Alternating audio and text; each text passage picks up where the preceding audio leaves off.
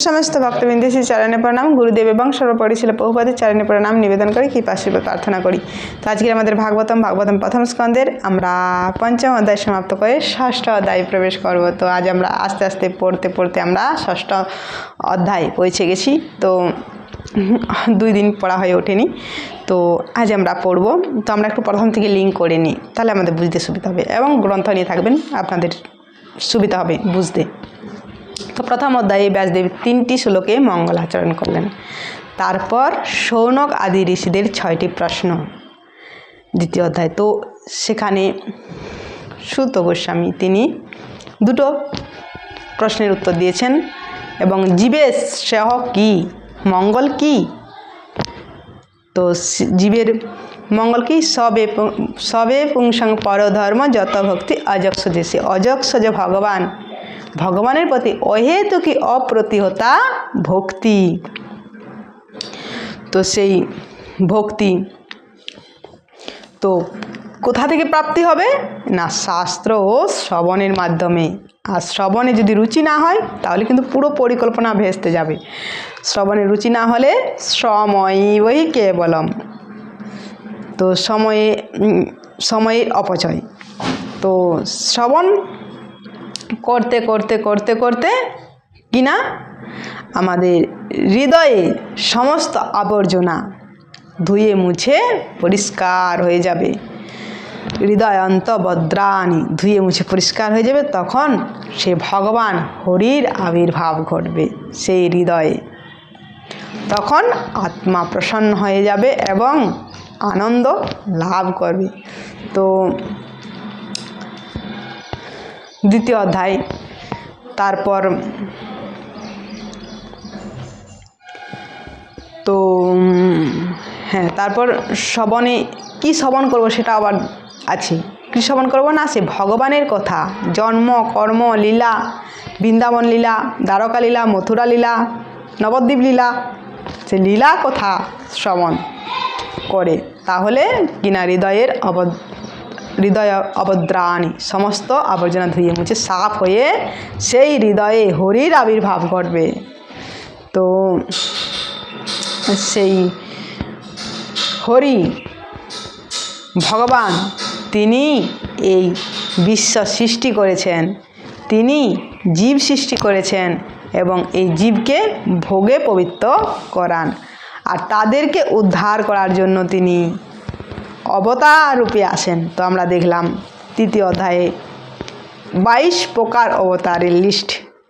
রামচন্দ্র, কপিলদেব, নৃসিংহদেব, বরাহদেব, কুর্মদেব, বিভিন্ন অবতার ভগবানের। তার মধ্যে ভগবান কৃষ্ণ তিনি অবতার না অবতারী। এতে চাং সকলা পুংস কৃষ্ণস্তু ভগবান স্বয়ং।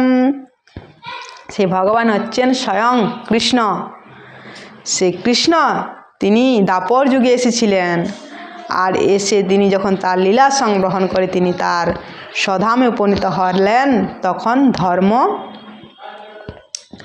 কিনা তিনি সূর্যের মতো ভাগবত প্রকাশ হলেন। তো সূর্যের মতো সেই ভাগবতম প্রকাশ হলেন, জগতের মঙ্গলের জন্য সেই ভগবান আবির্ভূত হলেন। তো তারপর ঋষিদের আরও প্রশ্ন, সেই ভাগবতম কখন লেখা হয়েছিল, কেনই বা লেখা হলো, তো সেই নিয়ে প্রশ্ন। তো মূলত 3টি প্রশ্ন, ব্যাসদেব সম্পর্কে, সুখদেব গোস্বামী সম্পর্কে আর পরীক্ষিত মহারাজ সম্পর্কে। ব্যাসদেব সম্পর্কে, তার সুখদেব গোস্বামী তিনি ব্যাসদেবের পুত্র, তিনি ছিলেন মুক্ত পুরুষ, তিনি জড়বৎ মুখ, সকলে দেখে তাকে সাধারণত একজন মানে পাগলের মতো মনে হতো। তাহলে তাকে সকলে চিনল কীভাবে? পরীক্ষিত মহারাজের সবাই গিয়ে তিনি 7 দিন ননস্টপ ভাগবতম পাঠ দিলেন। কিভাবে তাকে চিনলেন, কিভাবে বড় বড় মুনি ঋষিরা কিভাবে তার সাথে দেখা হলো, কিভাবে মিললেন, সেই নিয়ে প্রশ্ন। তারপর পরীক্ষিত মহারাজের সম্পর্কে, তিনি ছিলেন শশাগরা পৃথিবীর রাজা এবং তার রাজ্যে শত্রুরাও পর্যন্ত তাকে উপঢৌকন দিয়ে তাকে প্রণাম করতেন। তার কোনো শত্রু ছিলেন না। তাহলে তিনি কেন রাজ্যপাট ছেড়ে তিনি গঙ্গার তীরে পর্যবসানে তিনি গেলেন? সকলকে ছেড়ে কেন তিনি দেহত্যাগ করার জন্য তিনি গঙ্গার তীরে গেলেন? এই নিয়ে প্রশ্ন। তো ব্যাসদেব সম্পর্কে চলছে। তো তিনি কিভাবে কখন লিখেছিলেন ভাগবতম দাপরের অন্তে তার জন্ম হয়েছিল এবং তারপর তিনি ভাগবতম লিখলেন। সে ভাগবত না বেদ লিখলেন এবং বেদকে 4 ভাগে বিভক্ত করলেন এবং তার সুযোগ্য শিষ্য তাদেরকে তাদেরকে পড়িয়ে প্রচুর পরিমাণে প্রচার করলেন। বেদাময় করে দিলেন প্রচার করে। তারপর তিনি বেদ লেখার পর তিনি সন্তুষ্ট হলেন না। বেদ লিখলেন, রামায়ণ লিখলেন, ইতিহাস দিলেন যারা বেদ পড়তে পারবে না তাদের জন্য। বৈশ্য শূদ্র দ্বিজ বন্ধু নাম তাদের জন্য তিনি ইতিহাস দিলেন, রামায়ণ মহাভারত দিলেন যাতে তারা পড়ে ধর্ম লাইনে আসে।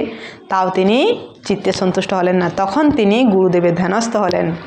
আর গুরুদেব তিনি এসে তার সামনে আবির্ভূত হলেন।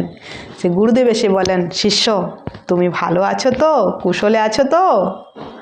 তো তোমাকে দেখে অপ্রসন্ন লাগছে কেন? তখন ব্যাসদেব তিনি বললেন, গুরুদেব সত্যই আমি শাস্ত্র লিখেছি, আমি এত কিছুই লিখলাম, তবু আমি প্রসন্ন হতে পারিনি। এর কারণ কি? এ রোগের মেডিসিন আমাকে বলুন। কেন আমি প্রসন্নতা হতে পারিনি? আমি শাস্ত্র লিখেছি, তারপর ইতিহাস রামায়ণ মহাভারত দিয়েছি, তবু আমি চিত্তে প্রসন্ন হতে পারিনি। এর কারণ?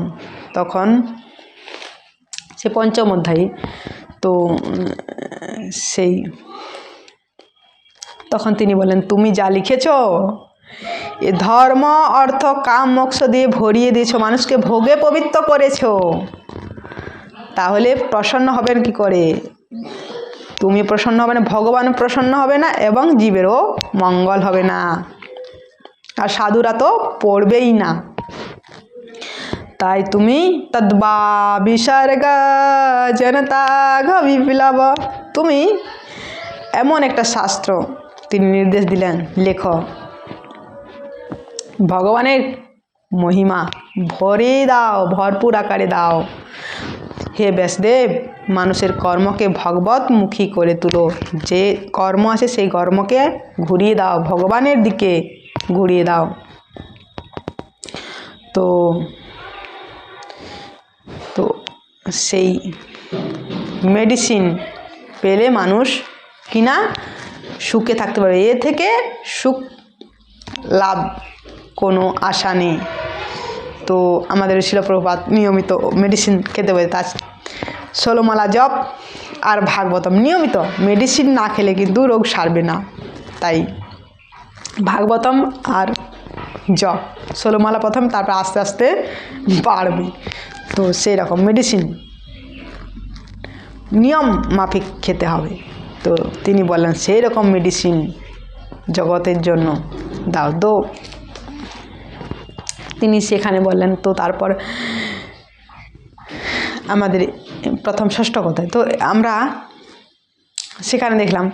তো তিনি বললেন তার পূর্বজীবনী কাহিনী, যে এই ভগবত ভক্তদের এই ভাগবতমের প্রভাব কি, এই ভগবত ভক্তের প্রভাব কি, আমার জীবনী আমি তোমাকে শোনাচ্ছি। তিনি বলতে শুরু করলেন। তারপর তিনি বললেন যে আমি ছিলাম দাসীপুত্র, তো আমি তাদের সেবা করার সৌভাগ্য হয়েছিল। আমার মা দাসী, মায়ের সাথে আমি গিয়ে তাদের সেবা করেছিলাম। তারা আমাকে কৃপা করেছিল, তারা আমাকে কিনা মহাপ্রসাদ দিয়েছিলেন এবং আমাকে গুহ্য জ্ঞান প্রদান করেছিলেন। আর সেই গুহ্য জ্ঞান প্রাপ্ত হই আমি। তো সেইটারই আরও জানতে ইচ্ছা করছে। সেটা শুনলেন। ততক্ষণ গুরুদেবের কাছে একদম নিবিষ্ট চিত্তে ব্যাসদেব শুনলেন, সেই গুহ্য জ্ঞান পেয়েছে। তো তিনি কিভাবে ভগবত ভক্তের সঙ্গ পেলেন, কিভাবে কৃপা পেলেন, আবার জানতে ইচ্ছা হলো, তাই তিনি প্রশ্ন করছেন। তো আজ আমরা শ্লোকে আসি। ব্যাসদেবের কথোপকথন, নারদ মুনি এবং ব্যাসদেবের কথোপকথন। তো তিনি জানতে ইচ্ছা করছেন। তো আমরা শ্লোক দেখুন, শ্লোক নাম্বার 1। শ্রুতায়ুবাচ एवं निशम्य भगवान् देवर्षे जन्म कर्म च भूय प्रवच्छ तं ब्रह्म व्यास सत्यवती सुता। श्रुतायुवाच एवं निशम्य भगवान् देवर्षे जन्म कर्म च भूय प्रवच्छ तं ब्रह्म व्यास सत्यवती सुता। সুত গোস্বামী বলেন, হে ব্রহ্মযুগণ, এভাবে দেবর্ষি নারদের জন্ম এবং কর্ম বৃত্তান্ত শ্রদ্ধা সহকারে শ্রবণ করে সত্যবতী তনয় ভগবানের সত্যাবেশ অবতার শ্রী ব্যাসদেব নারদ মুনিকে পুনরায় জিজ্ঞাসা করলেন, আবার যাতে তার ইচ্ছা করলেন। এখানে বলছেন কিভাবে সেই মহাভাগবতের সঙ্গ পেয়েছিলেন, কিভাবে কৃপা পেয়েছিলেন। জন্ম কর্ম চ এবং নির্মস্য ভগবান তার জন্ম কর্ম শ্রবণ করে কিনা ভূয় প্রবচ্ছন ব্রহ্মণ, অর্থাৎ পুনরায় জিজ্ঞাসা করলেন, পুনরায় আবার জিজ্ঞাসা করছেন, তার জানতে ইচ্ছা করলেন। তো কি জানতে চাইলেন আরও, বাকিটা পরে খুব ইন্টারেস্টিং আছেন। আমরা কিন্তু আমাদের অনেক সময় হয়ে গেল, তো আজ এই পর্যন্ত, বাকিটা আমরা পরের দিন পড়বো। আমরা একটু আরও ভালো করে কালকে লিঙ্ক করে নেব। তো লিঙ্ক করা হয়েছে, তো আমরা এই প্রথম শ্লোক থেকে একটুকু আমরা টেনে নেব। হরে কৃষ্ণ।